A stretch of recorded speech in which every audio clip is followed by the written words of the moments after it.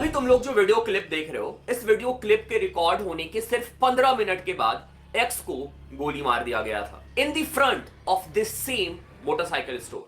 Several gunshots, possibly a drive-by.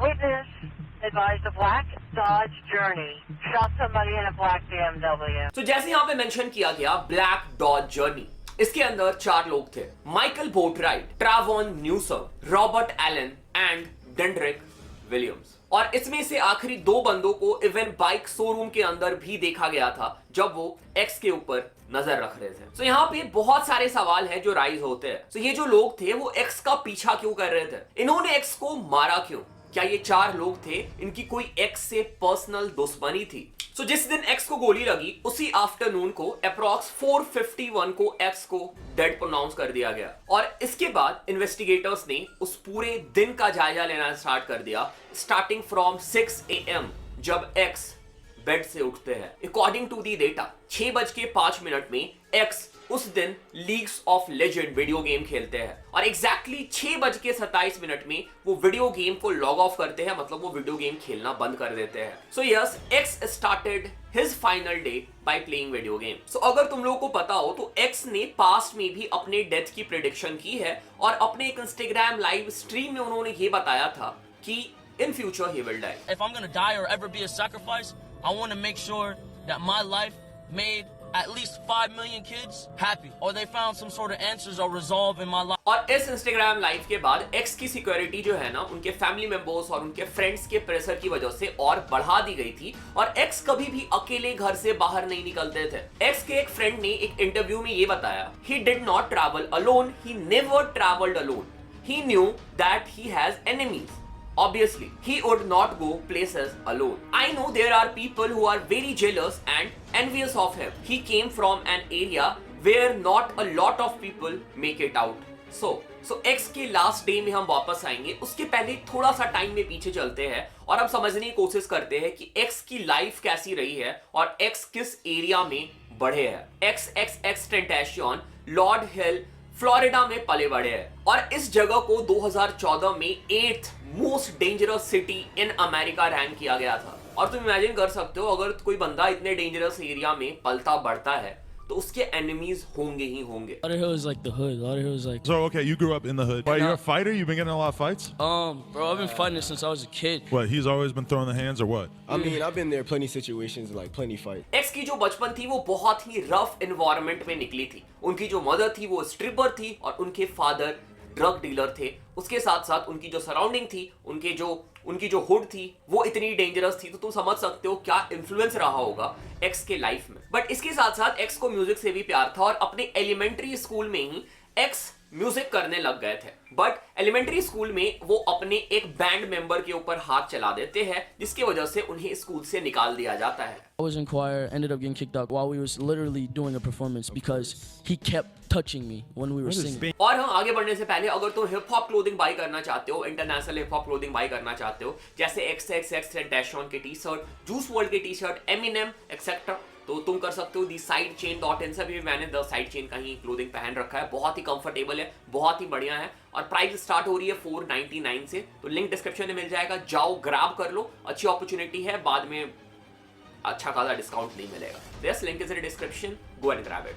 और school से निकाले जाने का सिलसिला एक्स के लाइफ में चलता रहा। एक स्कूल से निकाले जाने के बाद वो गए दूसरे स्कूल पे जिसका नाम था मार्गेट मिडिल स्कूल, जहां पे वो एक रैंडम बंदे पे हाथ उठा देते हैं जब वो बस से घर जा रहे थे, जिसकी वजह से अगेन उन्हें स्कूल से निकाल दिया जाता है। एक्स की जो मदर थी उन्होंने भी एक्स को घर से निकाल दिया था और एक्स जो है जनरली अपने ग्रैंड मदर के घर में रहते थे और वहां पे भी जो इन्वॉल्वमेंट था ना वो सही नहीं था। वहां पे मोस्टली उनके जो ग्रैंड मदर की साइड की फैमिली थी वो ड्रग डीलिंग में इन्वॉल्व थी और इसके बाद एक्स की क्रिमिनल एक्टिविटी में इन्वॉल्वमेंट बढ़ने लग गई एंड इवन पहली बार उन्हें जेल तक जाना पड़ा। और इसके बाद एक्स की मुलाकात होती है एक और बंदे से जिनका बाद में नाम जाके पड़ता है ski mask the slump god. We had to make it on our own. They kicked us out. We met in jail.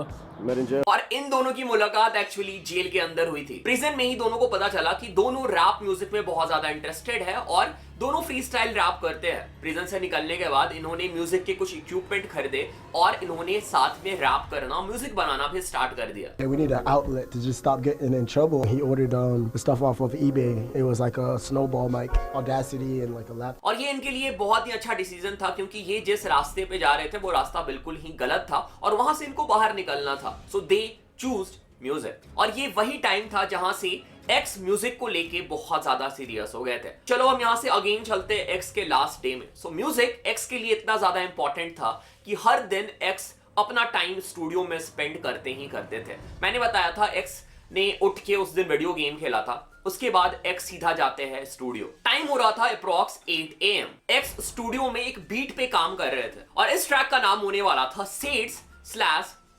Raids। और ये ट्रैक बाद में रिलीज भी हुआ। ये एग्जैक्टली वही ट्रैक था जिसको एक्स ने अपने लाइफ के लास्ट डे में रिकॉर्ड किया था। और 8 बजे से दोपहर के 2 बजे तक एक्स जो थे वो स्टूडियो में ही ट्रैक पे काम कर रहे थे। इसी बीच में एक्स अपनी गर्लफ्रेंड जेनेसिस से भी बात करते हैं और उनकी गर्लफ्रेंड एक्स को बताती है कि उनकी तबीयत ठीक नहीं है और वो डॉक्टर के पास जा रही है। 3:11 AM एक्स अपनी मदर को फेस टाइम करते हैं और उनसे पूछते हैं कि क्या वो नई मोटरसाइकिल खरीदने के लिए एक्स के साथ चलेगी। बट एक्स की जो मदर है वो जाने के लिए साथ में मना कर देती है और वो जेनेसिस के साथ डॉक्टर के पास चली जाती है। जैसे मैंने ऑलरेडी बताया था एक्स की गर्लफ्रेंड का तबियत खराब था। जैसा मैंने पहले ही बताया था कि एक्स कभी भी अकेले नहीं जाते थे। सो एक्स का प्लान था कि वो अपने अंकल को पिक करके अपने अंकल के साथ बाइक को बाय करने जाएंगे। एक्स अपने BMW में बैठ के गोल्ड चेन के साथ लुई विटॉन बैग के साथ निकल जाते हैं बाइक शोरूम की तरफ बाइक को बाय करने के लिए। 3:22 में वो एक ATM से $50,000 विड्रॉ करते हैं और वो सारे पैसे अपने लुई विटॉन बैग, जिसकी सिर्फ बैग की प्राइस थी $2,000,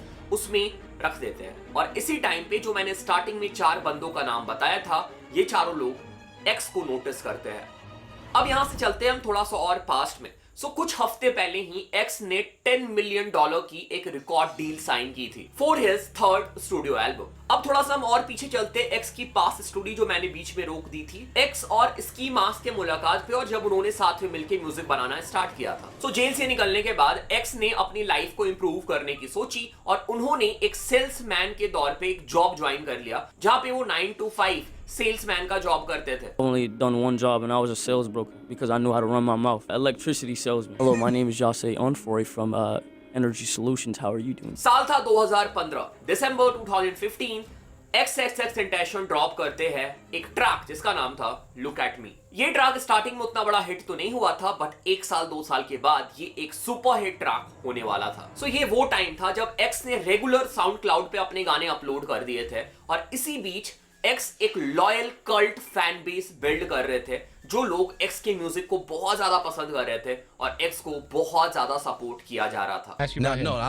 Now he's still growing, and he's very young, and as every artist is growing. When he speaks, you can tell he's actually an intelligent individual. He's not a dumbass dude, and I think he actually has a message. So 2015 में no jumper podcast में x जो थे वो highly requested wrapper बन गए थे। मतलब जो एक्स के फैन थे या फिर हर लोगों को एक्स का इंटरव्यू चाहिए था नो जंपर में। I don't have like a weak ass fan base like. You have a crazy ass following on social media and stuff, and like it's not like necessarily the craziest like numbers, like 10,000 or whatever. Or how many are you on SoundCloud? SoundCloud, I'm at 18.5. Just the number of people who have asked me to interview you is insane. Like considering that you're like an underground artist, like the number of tweets I had to read about you, man. अपने side से बहुत ज्यादा try करने के बाद भी x जो है वो ट्रबल से बाहर नहीं रह पाए और इसके 3 महीने के बाद ही एक्स को फिर से प्रिजन जाना पड़ा। इस बार एक्स के ऊपर robbery and assault with a deadly weapon का चार्ज लगा था। $10,000 पे करने पड़े एक्स को रिलीज कर दिया गया। बट अगेन इसके 3 महीने बाद फिर एक्स प्रिजन में जाते हैं because of the domestic violence against his girlfriend. So अगर ये कोई कॉमन आदमी होते, एक्स अगर कोई नॉर्मल इंसान होते तो शायद उनके लाइफ में बहुत प्रॉब्लम क्रिएट करता। बट जब रैपर्स जेल जाते हैं ना तो उनके फैंस इन सब चीजों को बहुत ज्यादा ग्लोरीफाई कर देते हैं और कहीं ना कहीं ये रैपर्स के लिए ही हेल्पफुल हो जाता है और वो सीन में रेलिवेंट रहते हैं। और एक्स के केस में भी ऐसा ही हो रहा था। इन सब चीजों की वजह से एक्स की और ज्यादा फैन फॉलोइंग बढ़ रही थी और लोग एक्स को जान रहे थे और उनका एक cult fan base create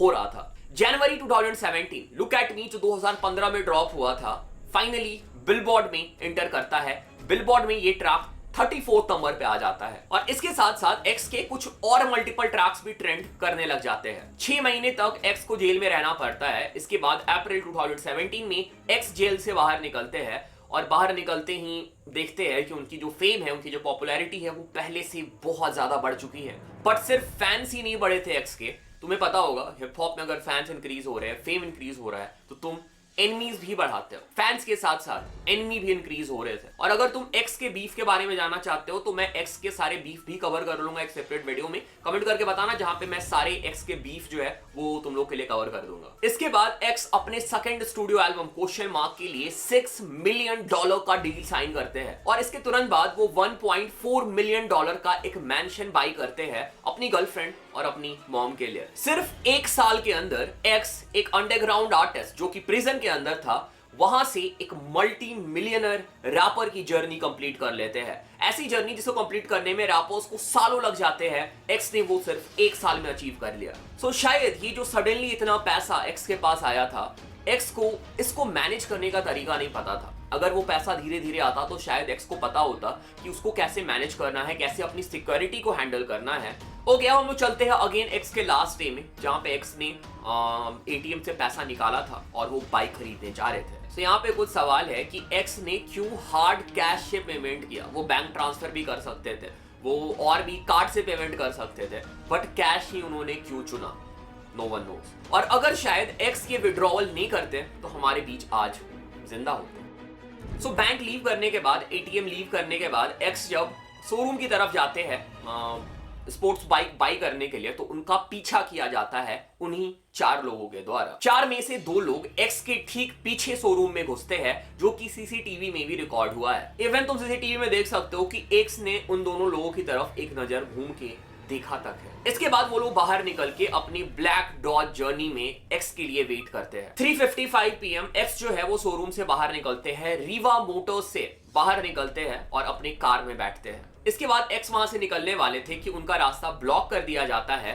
2 marksman उनके सामने आते हैं और उनसे उनके लुई विटॉन बैग को मांगते हैं, उनका डिमांड करते हैं। इसके बाद वो गोल्ड चेन की भी डिमांड करते हैं। एक्स जो है वो मना करते हैं देने से, बट वो लोग एक्स से ये दोनों आइटम छीन लेते हैं। इवन रॉबरी हो चुका था, उन लोगों ने सामान छीन लिया था। इसके बाद भी जब एक्स जो है उन लोगों की आंखों में देखते हैं, उसमें से एक बंदा पीछे जाता है 2 step, and he did the unthinkable. This is something that has really stunned fans of XXXTentacion, a rising star here in South Florida. Fans began to gather here right after learning about the shooting that claimed his life. They just held a moment of silence, but they've been here listening to his music, praying and lighting candles in his memory. इस death के बाद Williams, जो कि 4 में से एक suspect थे, वो एक वीडियो भी पोस्ट करते हैं जहां पे वो $100 के बिल्स को हवा में उड़ा रहे थे और डांस कर रहे थे। और इसके बाद ये जो लोग हैं, ये जो पैसा इन्होंने छीना था एक्स से, एक्स को मार के, ये पैसा महंगे कपड़े जूते में स्पेंड करते हैं। This was a big shock for whole hip hop industry. सारे लोग शॉक में थे। एक इमर्जिंग आर्टिस्ट, एक इमर्जिंग रैपर जो कि फ्यूचर में बहुत बड़ा स्टार बनने वाला था, he passed away. But surprisingly इस इंसिडेंट के बाद एक्स के नंबर पे क्रेजी ग्रोथ होता है और एक्स अपने life time highly monthly views और मंथली स्ट्रीम्स में पहुंच जाते हैं। इसके बाद 4 लोग जो इस रॉबरी में इन्वॉल्व थे, किलिंग में इन्वॉल्व थे, इनको अरेस्ट कर लिया जाता है, इनके ऊपर ट्रायल चलता है और इनको सजा सुनाई जाती है। सो ये थी पूरी स्टोरी, क्या हुआ एक्स के डेथ के 10.5 आवर पहले। Okay, so this was it, this was the video. अगर तुम XXXTentacion के फैन हो भाई, तुम्हें और भी वीडियो देखने को मिलेंगे एक्स से रिलेटेड इस चैनल पे, तो प्लीज चैनल को सब्सक्राइब कर लो। चैनल पे पहली बार आए हो तो सब्सक्राइब कर ही लो। मल्टीपल हिप हॉप कंटेंट और भी आने वाले हैं, ठीक है। बाकी this was it, thanks for watching the video, thanks again, thanks a lot.